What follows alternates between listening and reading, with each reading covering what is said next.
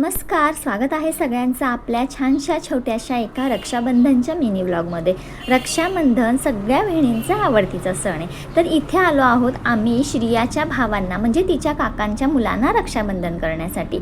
इथेच सगळी म्हणजे भावंड जमली होती, श्रियाच्या आत्या आणि काका वगैरे। तर इथे सगळ्यांना आम्ही छान रक्षाबंधन त्यांचं श्रियाच्या पप्पांचं आणि श्रियाचं रक्षाबंधन झालं आणि आम्ही निघालो माझ्या माहेरी जायला, ज्याची की मी आतुरतेने वाट बघत होती माझ्या भावांना रक्षाबंधन करण्यासाठी।